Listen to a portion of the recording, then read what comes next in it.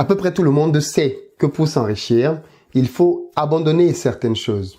Dans cette vidéo, je me propose de partager avec toi 7 choses que j'ai sacrifiées dans ma vie parce que je voulais gagner davantage d'argent. Parce que j'ai fini par comprendre que ces choses-là étaient incompatibles avec la richesse et donc il m'était impossible d'atteindre des résultats financiers conséquents si je maintenais ces choses dans ma vie. Et il se trouve qu'aujourd'hui, à force de passer du temps avec des gens que je forme, je me rends compte que beaucoup de gens sont englués dans chacune des 7 choses que je vais te lister dans cette vidéo. Il y a donc de fortes chances que toi qui écoutes cette vidéo en ce moment sois pleinement concerné par une ou plusieurs de ces choses-là. Et la mauvaise nouvelle, c'est que tant que tu les garderas dans ta vie, il y a de très faibles chances que tu puisses passer à des niveaux supérieurs de revenus.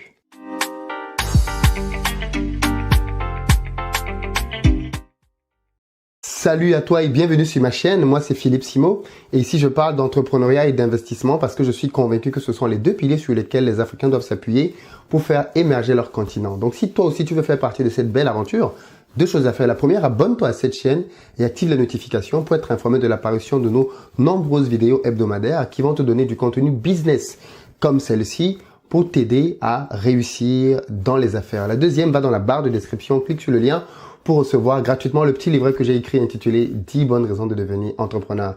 C'est un tout petit livret qui se lit rapidement et qui va te permettre de te bâtir un bon mindset pour t'aider à te lancer et à réussir dans les affaires. Alors petit rappel, si tu ne l'as pas encore fait, va rapidement dans la barre de description pour prendre ta place pour nos prochaines journées de formation en présentiel. Ça commence vraiment à se remplir. Alors on a 2 dates en Europe, le samedi 25 janvier 2020 à Paris et le week-end d'après, le samedi 1er février 2020 à Bruxelles. On arrive en Belgique les amis, prenez rapidement vos places. Il va être question pour nous de voir des stratégies de prospérité en France et comment créer un business prospère avec les amis de la Belgique. Dans la barre de description, tu as des liens et des vidéos qui te donnent le programme de chaque journée. Ensuite, on ira en Afrique pour 3 dates. Tout d'abord au Cameroun le 8 février, ensuite à Abidjan le 22 février et enfin à Dakar le 14 mars. J'avoue qu'il y a un petit doute sur la date de Dakar parce que je suis en train de boucler avec Tion Yang pour savoir si on le fait le 14 ou plutôt le 21. Dans tous les cas, ce sera l'un des 2 week-ends, mais vous pouvez déjà réserver vos places. Et puis si tu ne le sais pas encore, il y a une promotion en ce moment pour quelques jours seulement d'une réduction de 50% sur un pack formation poulet pisciculture. Je ne t'en dis pas plus. Dans la barre de description, tu as aussi le lien gratuit qui te permet de pouvoir regarder le premier module. Tout le monde doit lancer quelque chose en 2020 pour commencer à augmenter ses revenus. Nous vivons tous dans un environnement médiocre parce que la société est médiocre. Ça veut dire que la société va nous pousser à avoir des résultats médiocres. Si tu fais ce que tout le monde fait autour de toi, alors tu auras les mêmes résultats que tout le monde. Si tu vas dans les mêmes écoles, si tu fréquentes les mêmes lieux, si tu manges dans les mêmes endroits, tu auras le même type de résultats. Tu sais qu'il y a un adage qui dit « dis-moi avec qui tu marches », je te dirai qui tu es. Parce que bien évidemment, l'environnement dans lequel on est définit qui on est. Et il se trouve que nos sociétés actuelles valorisent un certain nombre d'éléments qui sont anti-succès en réalité. Et dans cette vidéo, je vais partager avec toi 7 sacrifices que j'ai faits personnellement et qui m'ont permis de pouvoir m'éloigner drastiquement de la pauvreté. Le premier sacrifice que j'ai fait, c'est celui de m'éloigner des objets chers. L'une des pires erreurs dans laquelle je vois les pauvres fonctionner, c'est vivre au-dessus de leurs moyens. C'est quoi vivre au-dessus de ses moyens? C'est acheter les choses parce qu'elles nous plaisent sans considérer ce que l'on possède soi-même. En réalité, il y a des ratios économiques qu'il faut pouvoir observer quand on veut se faire plaisir pour acheter quelque chose. Et donc, moi, j'ai décidé bien évidemment de ne pas dépenser de l'argent dans les objets brillants, notamment quand j'essayais encore de me bâtir un patrimoine. Du coup, quand j'étais étudiant, j'étais vraiment très proche de mes sous et j'évitais de faire des dépenses farfelues.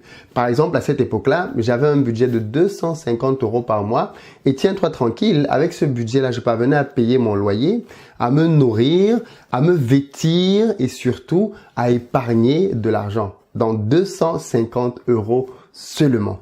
Comment était-ce possible? Eh bien, simplement parce que je prenais la bonne habitude d'acheter uniquement des vêtements pendant les périodes en solde, mais vraiment uniquement pendant les périodes de solde et généralement uniquement les vêtements dont j'avais besoin. C'est-à-dire que j'essayais de prendre le temps de réfléchir et de me poser la question de combien de jeans il me faut.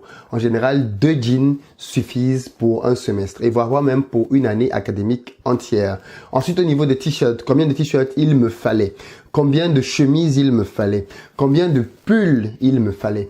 Et avec ça, j'avais ma liste de courses pour l'année entière. Je m'en foutais éperdument du fait de devoir porter plusieurs fois la même chemise tant qu'elle était propre, ou alors de porter le même jean tant qu'il était propre. L'idéal pour moi, c'était bien évidemment d'être propre sur moi. Et puis basta, le reste n'avait pas d'importance. Je ne m'encombrais pas non plus de téléphones chers ou même d'ordinateurs hyper chers à cette époque-là. Parce que bien évidemment, ce qui importait pour moi, c'était d'épargner au maximum. Et ça, c'est un piège dans lequel beaucoup de gens tombent tout le temps. Vouloir acheter des choses chères. Et tu vas voir beaucoup de nos jeunes qui sont encore, même en études, qui dépensent des fortunes pour impressionner des gens ou alors simplement pour se sentir beau ou belle. Et tu vas voir des gens qui vont épargner beaucoup d'argent pour aller s'acheter des perruques à 1000 euros, alors que l'on est encore étudiant et que cet argent-là, bien évidemment, met à mal même parfois la trésorerie juste parce qu'on veut se faire plaisir. Quand c'est pas des mèches, ce sont des sacs. Quand c'est pas des sacs, ce sont des vêtements ou ce sont des chaussures. J'ai compris très rapidement que toutes ces choses-là pouvaient attendre. En réalité, que je les ai maintenant ou dans 5 ans, ça ne changeait rien du tout. Donc à quoi ça sert de mettre à mal et d'hypothéquer mon avenir maintenant alors que dans 5 ans, il y aura toujours de nouveaux gadgets qui me plairont tout autant que ceux qui me plaisaient il y a 5 ans auparavant. Le premier sacrifice donc que j'ai fait, c'était de dire